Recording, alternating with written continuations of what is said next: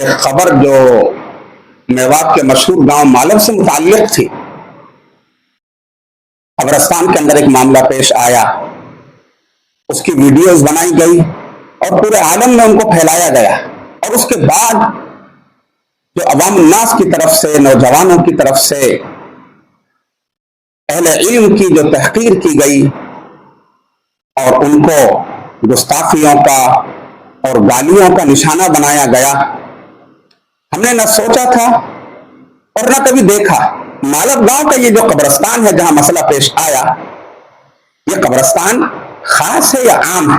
ابو داؤد شریف کی حدیث ہے، ابو داؤد شریف کا صفحہ نمبر 457، صاحب مشکات نے اس کو نقل کیا ہے صفحہ نمبر 149، اور اس کی تشریح کرتے ہوئے ملا علی قاری نے مرقات کے اندر لکھا ہے، مرقات صفحہ نمبر 192، مطبوعہ انوار بک ڈیپو غازی آباد یو پی۔ تو خاص طور سے اہل علم اس حدیث کو دیکھیں، اس کی تشریح کو دیکھیں، اور علماء اکرام کی ذمہ داری ہے کہ وہ عوام کے ذہنوں کو صاف کریں اور کوشش کریں کہ ان کے دلوں کے اندر علماء کی محبت پیدا کریں۔ الحمدللہ رب العالمین، والصلاة والسلام على سید الانبیاء والمرسلین وعلى آلہ واصحابہ اجمعین، اما بعد۔ جیسا کہ آپ حضرات نے گزشتہ ہفتہ چند دن پہلے یہ سنا، اور ایک خبر جو میوات کے مشہور گاؤں مالو سے متعلق تھی، قبرستان کے اندر ایک معاملہ پیش آیا، اس کی ویڈیوز بنائی گئی اور پورے عالم میں ان کو پھیلایا گیا، اور اس کے بعد جو عوام الناس کی طرف سے، نوجوانوں کی طرف سے اہل علم کی جو تحقیر کی گئی اور ان کو گستاخیوں کا اور گالیوں کا نشانہ بنایا گیا، ہم نے نہ سوچا تھا اور نہ کبھی دیکھا کہ اس علاقے کی عوام علماء کرام سے اتنی بیزار ہے۔ وہ صرف ان کو ہدف تنقید نہیں بنا رہے تھے جن کے ساتھ ان کا معاملہ تھا، بلکہ تمام علماء کرام ان کے نشانے پر تھے۔ اس کے بعد سے بہت سارے ہمارے ساتھیوں اور خاص طور سے اہل علم کا یہ اصرار تھا کہ اس میں شریعت کا موقف کیا ہے اس کو واضح کیا جائے۔ تو کافی اصرار کے بعد میں نے سوچا کہ اس سلسلے میں شریعت کا نقطۂ نظر جو ہے وہ عوام کے سامنے لایا جائے۔ تو پہلی بات تو یہ ہے کہ مالب گاؤں کا یہ جو قبرستان ہے جہاں مسئلہ پیش آیا، یہ قبرستان خاص ہے یا عام ہے؟ تو تحقیق سے پتہ چلا کہ یہ عام قبرستان ہے۔ دوسری بات یہ ہے کہ عام قبرستان اس طرح سے کوئی آدمی خاص جگہ پر اپنے خاندان والوں کی تدفین کر سکتا ہے، اپنے خاندان کے لیے، برادری کے لیے عام قبرستان میں کوئی جگہ مختص کرنا شریعت کی روح سے یہ درست ہے کہ نہیں ہے؟ تو آپ حضرات کو یہ معلوم ہونا چاہیے کہ اگر عام قبرستان کشادہ اور وسیع ہے اور اس میں کسی کو کوئی دقت اور حرج نہیں ہے، تو ایک خاندان والے، برادری والے اس قبرستان کے اندر اپنے لیے مخصوص جگہ کا تعین کر سکتے ہیں۔ اس میں کوئی حرج نہیں ہے، کوئی مذائقہ نہیں ہے۔ اور ہم دیکھتے ہیں پوری دنیا کے اندر، میوات کے اندر بھی بہت سارے گاؤں اور قبرستانوں کے اندر ہم دیکھتے ہیں کہ یہ فلاں خاندان کی قبریں ہیں، یہ فلاں خاندان کی قبریں ہیں، فلاں برادری کی قبریں ہیں قبرستان کے اندر۔ اور مالو گاؤں کے اس قبرستان کے اندر بھی ایسا ہے کہ ایک برادری کی قبریں ایک طرف ہیں، ایک خاندان کی قبریں ایک طرف ہیں، چونکہ قبرستان کشادہ ہے اور یہ چل رہا ہے، اس میں کسی کو کوئی شکایت اور اعتراض نہیں ہوتا ہے۔ یہ شاید پہلی مرتبہ میڈیا پر وائرل ہوئی ہے بات، اس لیے لوگ اس کو اجنبی سمجھ رہے ہیں، لیکن یہ چلتا آ رہا ہے۔ اب بات یہ ہے کہ شریعت اس کے بارے میں کیا کہتی ہے. تو یہ آپ جان لیں کہ یہ چیز حدیث سے ثابت ہے کہ عام قبرستان کے اندر کسی خاندان کے لیے جگہ کو مخصوص کر دینا، جبکہ دوسروں کو کوئی تنگی نہ ہو، کسی طرح کا حرج نہ ہو، کوئی مذائقہ نہیں ہے اس کے اندر. چنانچہ نبی علیہ الصلوۃ والسلام جب مکہ مکرمہ سے ہجرت کر کے مدینہ منورہ پہنچے تو وہاں سب سے پہلے مہاجرین میں سے جن کا انتقال ہوا وہ صحابی ہیں حضرت عثمان ابن مظعون رضی اللہ تعالی عنہ. سن 2 ہجری میں انتقال ہوتا ہے. نبی علیہ الصلوۃ والسلام نے حکم دیا کہ ان کو بقیع کے اندر دفن کر دیا جاوے، جس کو آج جنت البقیع کہتے ہیں. سب سے پہلی قبر بنی جنت البقیع کے اندر حضرت عثمان بن مظعون رضی اللہ تعالیٰ عنہ. نبی کریم صلی اللہ علیہ وسلم وہاں تشریف لے گئے. تدفین کے بعد میں ایک صحابی کو حکم دیا کہ آپ ایک پتھر اٹھا کے لاؤ تاکہ میں نشانی کے طور پہ اپنے بھائی کے سرہانے رکھ دوں. وہ ساتھی گئے، ان سے وہ پتھر اٹھ نہیں سکا. نبی علیہ الصلوۃ والسلام آگے بڑھے، اپنے دونوں ہاتھوں سے اٹھایا اور اٹھا کر کے حضرت عثمان رضی اللہ تعالیٰ عنہ کے سرہانے اس پتھر کو رکھ دیا. اور پھر نبی کریم صلی اللہ علیہ وسلم کیا فرماتے ہیں کہ میں نے 2 مقصد سے رکھا ہے اس پتھر کو. ایک مقصد تو میرا یہ ہے اعلم بہا قبر اخی، تاکہ میں اس کے ذریعے سے اپنے بھائی کی قبر کا نشان لگا دوں، میرے بھائی کی قبر مخلوط نہ ہو اور مجھے پہچاننے میں دقت نہ ہو. اور دوسری بات یہ ارشاد فرمائی وَأَدْفِنُ إِلَيْهِ مَنْ مَاتَ مِنْ أَهْلِهِ. کیا فرمایا اور تاکہ میں یہاں پر اپنے خاندان سے جن کا انتقال ہو ان کو دفن کروں. اور چنانچہ اس کے بعد آپ علیہ الصلوۃ والسلام کے صاحبزادے حضرت ابراہیم کا انتقال ہوتا ہے. آپ علیہ الصلوۃ والسلام نے حکم دیا کہ ان کو عثمان کے پاس دفن کیا جائے. ان کو دفن کیا گیا. اسی طرح سے سیر و تاریخ کی بہت ساری کتابوں سے معلوم ہوتا ہے کہ آپ علیہ الصلوۃ والسلام کی 3 صاحبزادیاں حضرت زینب، حضرت رقیہ، حضرت ام کلثوم، ان کی تدفین بھی اسی لائن میں، اسی قطار کے اندر کی گئی. اور نبی علیہ الصلوۃ والسلام کیا فرما رہے ہیں؟ خود عمل سے، قول سے یہ امت کے لیے رہنمائی فرما رہے ہیں کہ ایسا کیا جا سکتا ہے تاکہ قبروں کی پہچان ہو سکے. اس میں کوئی حرج نہیں ہے. اور ایک بات یاد رکھیں کہ حضرت عثمان رضی اللہ تعالیٰ عنہ نبی علیہ الصلوۃ والسلام کے رضاعی بھائی تھے. نبی علیہ الصلوۃ والسلام کو ان سے بہت محبت تھی. اس حدیث سے فقہاء اکرام نے اس مسئلے کو نکالا ہے اور بہت ساری کتابوں کے اندر لکھا گیا ہے. اس کی وضاحت فرمائی ہے.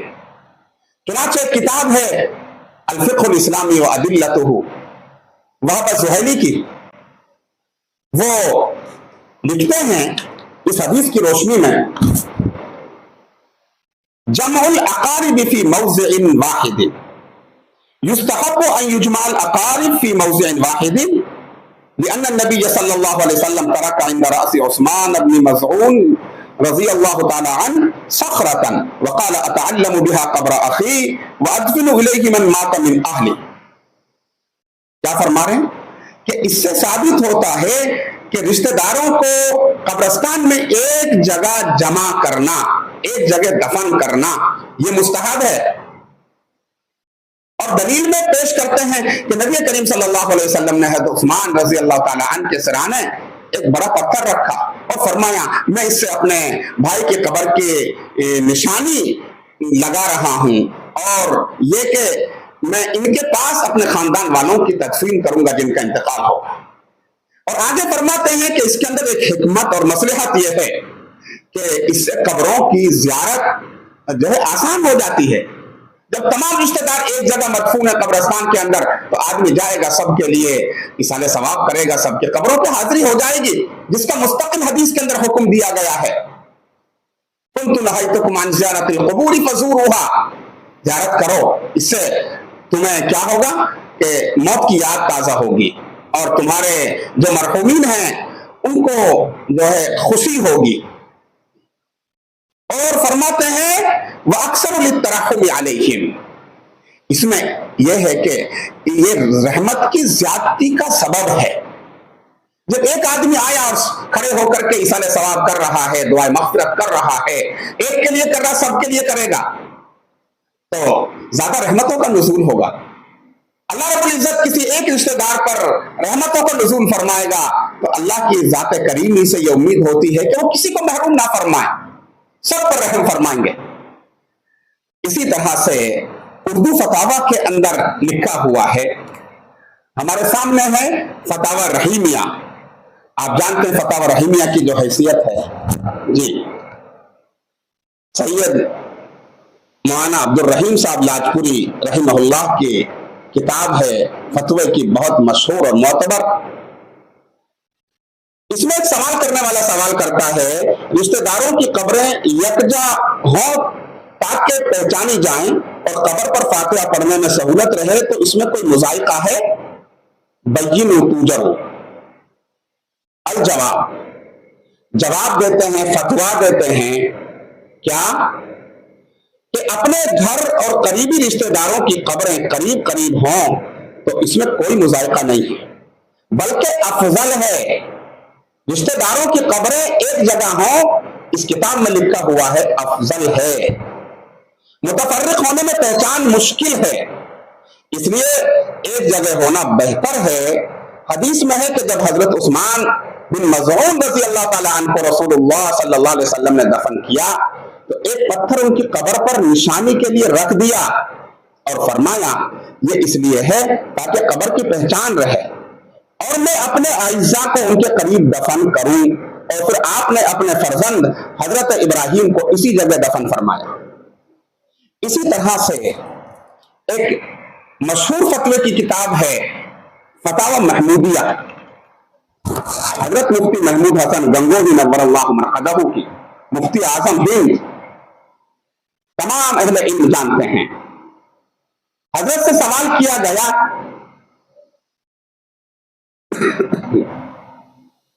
सवाल करने वाला सवाल करता है कि अपने रिश्तेदारों की कब्रों के करीब दफन करने और दूर से किसी अजनबी कब्रिस्तान में दफन करने में किसी किस्म का फर्क पड़ता है? हजरत जवाब तहरीर फरमाते हैं, जी हाँ, फर्क तो पड़ता है। वो ये कि रिश्तेदारों से जो उन्स होता है वो बिला किसी वजह के गैरों से नहीं होता। यानी क्या मतलब? जब रिश्तेदारों की कब्रें एक साथ होती हैं तो जाहिर है हमारा अकीदा है कि आदमी बज़ाहिर दुनिया से पर्दा कर लेता है, लेकिन रूह कभी नहीं मरती और ना मरेगी, और इस ढांचे से कब्र के अंदर रूह का ताल्लुक होता है और वो सब चीज को सुनते और महसूस करते हैं। कोई सलाम करता है उसका जवाब भी देते हैं, जब उनके लिए कोई इसाले सवाब करता है उनको महसूस होता है, जब कोई जाता है रिश्तेदार उसको भी वो महसूस करते हैं। तो फरमाते हैं कि आपस में जब रिश्तेदारों की कब्रें एक साथ होती हैं तो उनको उससे उन्स होता है जी। इसी तरह से दूसरे फतावाजात के अंदर भी इस तरह की इबारतें मिलती हैं और फतावाजात मिलते हैं। देवबंद का फतवा है, सवाल पूछा गया दारुल देवबंद के दारुल इफ्ता से कि हमारे गांव के कब्रिस्तान में हमारी बिरादरी खानदान के तमाम रिश्तेदारों की कब्रें कब्रिस्तान की एक जानिब कई बरसों से मखसूस जगह पर हैं, जहां हमारे तमाम रिश्तेदार आबा व अजदाद बाजू बाजू में मदफून हैं और आज तक रिश्तेदारों के इंतकाल के बाद उन्हें भी तमाम के साथ करीब में ही दफन किया जाता है। और हमारे वालिद साहब की भी ये वसीयत है कि उन्हें भी वहीं उनके वालिदैन के कदमों तले दफन किया जाए। और मुझे भी अपने रिश्तेदारों की कब्रों के पास जाकर बहुत अकीदत और अपनापन महसूस होता है, जिसकी वजह से ज्यादा इसाले सवाब को दिल चाहता है। इसकी वजह से कब्रिस्तान की जगह का भी कोई मसला शिकायत नहीं, काफी जगह खाली पड़ी है। जरूरी बात यह है कि हमारी तरह दीगर बिरादरी वालों का भी यही हाल है। मैं ये जानना चाहता हूं कि क्या कब्रिस्तान में इसी तरह से जगह मखसूस करवाना दुरुस्त है اور کیا مجھے میرے والد صاحب کی وصیت پر عمل کرنا درست ہوگا؟ والسلام۔ دارالعلوم دیوبند کی طرف سے جواب آتا ہے، بسم اللہ الرحمن الرحیم۔ فرماتے ہیں عمومی قبرستان میں خاندان اور برادری کے اعتبار سے قبرستان کا ایک ایک حصہ جدا پہلے سے عملاً چلا آ رہا ہے، اس میں حرج نہیں، کیونکہ میت کو بھی اقربا کے قرب سے انس محسوس ہوتا ہے، لیکن چونکہ قبرستان عمومی اور وقف ہے، اس لیے بوقت ضرورت کسی کو اپنا مردہ دفن کرنے سے منع کرنا جائز نہ ہوگا۔ اسی طرح قبرستان اگر تنگ ہے تو اپنے لیے پہلے سے جگہ مخصوص کرانا کہ دوسرا دفن نہ ہو سکے جائز نہیں۔ واللہ تعالی عالم۔ دارالفتہ دارالعلوم دیوبند، فتویٰ نمبر 51960، تاریخ اجرا 27 مارچ 2014۔ اس میں آخر میں جو بات لکھی ہے کہ بوقت ضرورت کسی کو اپنا مردہ دفن کرنے سے منع کرنا جائز نہیں ہے، ضرورت ہونی چاہیے تو ایک خاندان کی قبریں جہاں پر لائن سے قطار سے بنی ہوئی ہیں وہاں بھی دفن کرنے کی اجازت ہونی چاہیے اور ان کے ورثاء کو منع کرنے کا حق نہیں ہے، لیکن اگر ضرورت نہ ہو تو پھر اعتراض کا حق ہے۔ حدیث سے ان فتاوی سے یہ معلوم ہوتا ہے کہ اگر جگہ موجود ہو، کشادہ قبرستان ہو، تو پھر بلا وجہ وہاں پر قبر بنانا اور ان کو تنگ کرنا، پریشان کرنا، اس کی اجازت نہیں ہے جی۔ اور دوسری بات یہ لکھا ہے کہ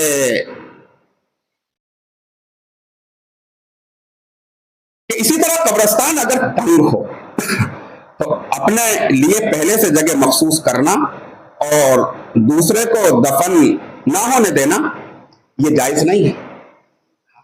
اگر تنگ ہو، چھوٹا قبرستان ہو تو پھر یہ عمل درست نہیں ہے، لیکن اگر قبرستان بڑا ہے، کشادہ ہے، کوئی تنگی نہیں ہے، کوئی ضرورت اور مجبوری نہیں ہے، تو پھر کسی خاندان کی قبروں کے پاس قبر بنانا یہ درست نہیں ہے، شریعت اس کی اجازت نہیں دیتی۔ جی ہاں، ان تمام چیزوں سے یہ پتہ چلتا ہے۔ تو یہ مسئلہ جو مالب کے قبرستان میں پیش آیا، یہاں جب تحقیق کرائی گئی تو پتہ چلا کہ ایک خاندان کی قبریں جس میں خاص طور سے حضرت قاری سلیمان صاحب نور اللہ مرقدہ کی قبر ہے، ان کے خاندان کی قبریں ہیں، ان کی اہلیہ محترمہ کی قبر ہے، وہاں پر جو گڑھا کھودا گیا تو صرف ایسا نہیں ہے کہ وہی ایک جگہ خالی تھی، علماء اکرام کا وفد وہاں پر پہنچا، خاص طور سے ہمارے ہریانہ، پنجاب، ہماچل، چنڈی گڑھ کے صدر محترم مولانا حکیم الدین اشرف اٹاوڑی اپنے وفد کے ساتھ پہنچے اور معائنہ کرتے ہوئے ویڈیو بنایا، اور وہ فرما رہے ہیں اس کے اندر کہ دیکھو یہ 4 سے 5 بسوا جگہ خالی پڑی ہوئی ہے، قبر کہیں بھی بنائی جا سکتی تھی۔ تو اس کا مطلب ضرورت نہیں تھی، مجبوری اور تنگی نہیں تھی، قبرستان چھوٹا نہیں تھا۔ اور یہ بات میں پہلے عرض کر چکا ہوں کہ مالب کے قبرستان میں بھی ایسا ہے کہ دوسری برادری اور خاندان کے لوگوں نے اپنے لیے جگہ مخصوص کر رکھی ہیں۔ ہم جس گاؤں میں رہتے ہیں مانی کھیڑا کے اندر، اس کے اندر بھی ایسا ہے، عام موقوف و قبرستان کے اندر 2 خاندانوں نے اپنے لیے جگہ مخصوص کر رکھی ہے، قبرستان الگ کر رکھا ہے، اور ظاہر ہے کہ اگر کوئی دوسرا وہاں دفن کرنے جائے گا تو ان کو اعتراض ہوگا۔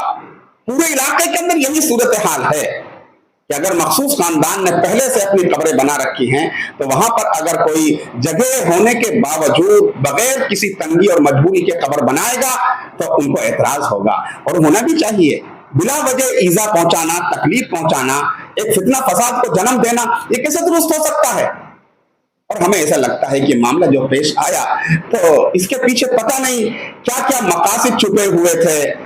پتہ چلتا ہے کہ وہ جو خاندان والے، قاری صاحب کے خاندان والے وہاں پر پہنچے، انہوں نے جو عمل کیا، یہ بات میں وضاحت کے ساتھ کہہ دوں، انہوں نے جو عمل کیا کہ پھاوڑے لے کر کے اس گڑھے کو بھرنا شروع کر دیا، ہموار کرنا شروع کر دیا، یہ بہت برا ہے۔ بظاہر جو بھی دیکھے گا وہ کہے گا کہ یہ غلط کر رہے ہیں، کھدی ہوئی قبر کو نہیں، بالکل हम भी मानते हैं उनको ऐसा नहीं करना चाहिए था, हिकमत से काम लेना चाहिए था कि बिरादरी को इकट्ठा करते, गांव के जिम्मेदारों से मशवरा करते कि भाई हमारे कब्रिस्तान, हमारे अहले खाना के कब्रिस्तान हैं और यहाँ पर हम बहुत दिनों से दफन करते आ रहे हैं, बहुत जगह खाली है, वहां पर कब्र बना ली जाए। लेकिन उन्होंने ऐसा नहीं किया, तो ये गलती उनसे हुई है। लेकिन हम यूं कहते हैं कि जिन्होंने गड्ढा खोदा उनसे पूछें कि उनको पता था कि नहीं पता था कि इनको तकलीफ होगी। इससे पहले भी ये नौबत आई होगी कि वहां पर कोई अगर खोदने गया होगा और होता है कि उन्होंने कहा होगा कि आप हट करके खोद लें, ये हमारे खानदान की कब्रें हैं। खोदने वालों को भी तो उनसे राय मशवरा करना चाहिए था कि नहीं करना चाहिए था कि हम आपके जो लाइन है वहां बराबर में ये कर सकते हैं कि नहीं कर सकते हैं। जी हाँ, ये सब मैं हदीस और फतावा की रोशनी में बोल रहा हूं, उनको मशवरा करना चाहिए था। तो गलती दोनों तरफ से है इब्तिदान। जी हाँ, उसके बाद अब गलती क्या होती है? गलती ये होती है कि चलो ये सब कुछ हो गया, उसके बाद जिम्मेदारों को बुला करके इस मसले को हल किया जा सकता था। अब भी हुआ, माफी तलाफी हुई, सब कुछ हुआ इसके अंदर, लेकिन ये पहले हो जाता और इसमें वीडियो बना करके वायरल ना होती तो कितना अच्छा होता। पूरे इलाके को बदनाम किया गया, पूरा इलाका बदनाम हुआ है। जी, ये बात में ऐसा होता है। उलमा इकराम की बदनामी की गई है, सिर्फ उन 4 लोगों की बदनामी नहीं हुई जो वहां पर कब्र को हमवार कर रहे थे, सबकी बदनामी। और अवाम ने सबको गालियां दी हैं, फौज गालियां दी हैं, कैसी कैसी गुस्ताखियां की हैं, सुनी नहीं जाती, तसव्वुर नहीं किया जाता उसका। तो ऐसा लगता है कि किसी साजिश के तहत ऐसा किया गया है। वीडियो बनाओ, वायरल करो, और फिर क्या होता है, उनको गाली दी जा रही है। मेरे ख्याल से उनकी तरफ से गाली का जवाब गाली से नहीं आया। नंबर 2, लाठी डंडे और फावड़े और दूसरी चीजें उन पर हमला करने की कोशिश की गई उनके जरिए से, मेरे ख्याल से उसका भी उनकी तरफ से कोई जवाब नहीं आया। तो सोचना तो चाहिए सोचने वालों को, खास तौर से उलमा इकराम को, जो बिल्कुल खामोश है, जबान खोलने को तैयार नहीं है। होना चाहिए, हक बात को कहना चाहिए, जो हक है वो छुपाना ये भी एक जुर्म है। तो बस मैं इतना ही अर्ज करता हूं, जो कुछ हुआ है इसको तूल ना दिया जावे, शरीयत जो कह रही है उसको सामने रखा जावे, उस पर अमल किया जावे, उसकी रोशनी में गलत और सही का फैसला किया जावे। इसको कौन बताएंगे? उलमा इकराम बताएंगे, अहले इल्म बताएंगे, हदीस और कुरान की रोशनी में बताएंगे, किताबों और फतावाजात की रोशनी के अंदर आपको बताएंगे। और मैं आखिर में अर्ज करता हूं अवामुन्नास से, नौजवानों से जो दीन से दूर हैं, जिनको पता ही नहीं है कि कितना बड़ा गुनाह है, उलमा इकराम ये जान ले कि नबी करीम सल्लल्लाहु अलैहि वसल्लम ने इरशाद फरमाया कि ये नबियों के वारिस हैं, पैगंबरों के वारिस हैं, सिर्फ मेरे नहीं, तमाम पैगंबरों के। जी हाँ, उलमा इकराम से मोहब्बत करना, उनकी ज़ियारत करना ये एक इबादत है, और आप इनकी शान में गुस्ताखियां कर रहे हैं। हम ये नहीं कहते कि जो उलमा होते हैं वो गुनाहों से पाक होते हैं, गुनाहों से पाक पैगंबरों की शख्सियतों के सिवा कोई नहीं होता, नबियों के सिवा कोई मासूम अनिल खता नहीं होता, हर एक से गलतियां होती है, उलमा से भी होती है, मौलवियों से भी होती हैं। ग़ीबतें मत करो, लेकिन ये आपसे ज्यादा नेकी भी करते हैं, नमाज पढ़ते हैं, तस्बीहात पढ़ते हैं, कुरान शरीफ पढ़ते हैं, दीन की खिदमत करते हैं, इनकी नेकियां ज्यादा, गुनाह कम। क़यामत के दिन पता चलेगा आपको। हज़रत गंगोई अलैहिर्रहमान ने फरमाया कि जो लोग उलमा इकराम की बुराइयां करते हैं, ग़ीबत करते हैं, कि जब उनको दफन किया जाता है तो जाहिर है उलमा इकराम वहां खड़े होते हैं, जो आइम्मा इकराम नमाज पढ़ाते हैं वही कब्र के पास खड़े होकर के अवामुन्नास की रहनुमाई करते हैं। ऐसे कब्र में रखा जाए, करवट देकर के रखा जाए, सीना और चेहरा किबले की तरफ हो जाए। लेकिन फरमाते हैं कि जो लोग उलमा इकराम से हसद रखते हैं, उनकी ग़ीबतें करते हैं, अल्लाह रब्बुल इज्जत उनके चेहरों को किबले से घुमा देता है, पीछे की तरफ घुमा देता है। अल्लाह अकबर कबीरा, क्या होगा? और हमारा अपना तजर्बा है, बहुत दिनों से देख रहे हैं, जो लोग उलमा इकराम की ग़ीबतें करते हैं, बुराइयां करते हैं, तकलीफ पहुंचाते हैं उलमा इकराम को, हम देखते कि उनकी औलादों में, नस्लों के अंदर आलिम और हाफिज पैदा होते हैं, नहीं होते। अल्लाह नहीं पैदा फरमाते। जब तुम इनसे मोहब्बत करोगे और इनकी छोटी मोटी गलतियों को दरगुजर करोगे, अल्लाह रब्बुल इज्जत तुम्हारी इस अदा को पसंद करके तुम्हारी नस्लों में हाफिज आलिम पैदा फरमाएगा, जो क़यामत के दिन तुम्हारी बख्शिश का सबब बनेंगे, सिफारिश और शफाअत का जरिया बनेंगे, और तुम्हारे मरने के बाद कब्र के अंदर मुसलसल ईसाल सवाब का सबब बनेंगे। اس لیے میری مؤدبانہ درخواست ہے علماء سے، نوجوانوں سے، یہ غلطی کبھی نہ کریں آپ، بلا تحقیق کے کسی بات کو آپ آگے فارورڈ نہ کریں۔ اور سوشل میڈیا اتنا خطرناک جال ہے شیطان کا، تمام جھوٹ اور تمام کے تمام جو خرابیاں ہیں، کتنے لوگوں کی زندگیاں اس نے اجاڑ دی، سب اسی موبائل کے اندر ہیں۔ تو میری آخری گزارش یہی ہے کہ اگر ہم سے بھی کوئی چوک ہوئی ہو تو اس کے لیے بھی ہم معذرت چاہتے ہیں، اور ایسے مسائل کو طول نہ دیا جاوے جس سے علاقے کی بدنامی ہوتی ہو، شبیہ خراب ہوتی ہو، علماء اکرام کے خلاف لوگوں کو موقع ملے زبان چلانے کا۔ یہ علاقہ اگر علماء اکرام کی قدر کرنے لگے گا پھر انشاءاللہ اللہ کی وہی رحمتیں ہوں گی جو سہارنپور، مظفر نگر، ان علاقوں کے اندر ہیں۔ اللہ رب العزت نے کیسا روحانی اور نورانی ماحول وہاں عطا فرمایا ہے، مدارس ہیں، خانقاہ ہیں، اہل اللہ ہیں، کیسے کیسے لوگوں کو پیدا فرمایا۔ اس کے اندر اس چیز کا بھی دخل ہے، وہاں کی عوام نے علماء کا اکرام کیا، ان کی خدمت کی، وہ گستاخی نہیں کرتے۔ تو میں تمام اہل میوات سے گزارش کروں گا کہ اس بات کو خاص طور سے ملحوظ رکھیں اور آئندہ ایسی کوئی حرکت نہ ہو اور اس طرح کی کوئی شکایت سامنے نہ آوے۔ وآخر دعوانا ان الحمدللہ رب